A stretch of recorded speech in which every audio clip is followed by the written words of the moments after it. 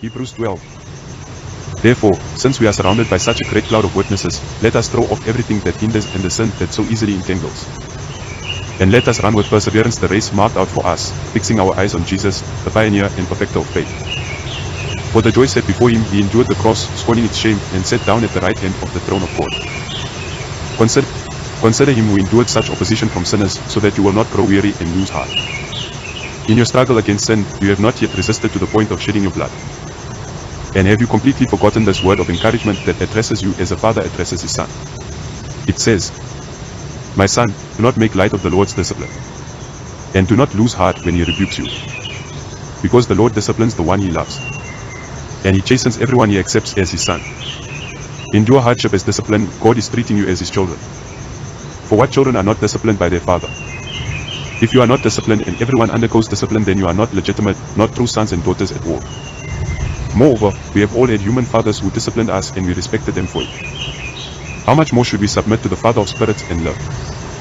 They disciplined us for a little while as they thought best, but God disciplines us for our good in order that we may share in his holiness.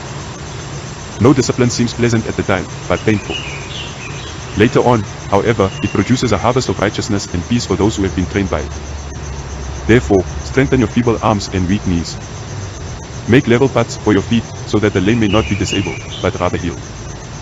Make every effort to live in peace with everyone and to be holy. Without holiness no one will see the Lord. See to it that no one falls short of the grace of God, and that no bitter root grows up to cause trouble and defile many. See that no one is sexually immoral, or is godless like Esau, who for a single meal sold his inheritance rights as the oldest son. Afterward, as you know, when he wanted to inherit this blessing, he was rejected. Even though he sought the blessing with tears, he could not change what he had done. You have not come to a mountain that can be touched and that is burning with fire, to darkness, gloom and storm, to a trumpet blast, or to such a voice speaking words, that those who heard it begged that no further word be spoken to them, because they could not bear what was commanded. If even an animal touches the mountain, it must be stoned to death. The sight was so terrifying that Moses said, "I am trembling with fear." But you have come to Mount Zion, to the city of the living God, the heavenly Jerusalem. You have come to thousands upon thousands of angels in joyful assembly, to the church of the firstborn, whose names are written in heaven. You have come to God, the judge of all, to the spirits of the righteous made perfect, to Jesus the mediator of a new covenant, and to the sprinkled blood that speaks a better word than the blood of Abel. See to it that you do not refuse him who speaks.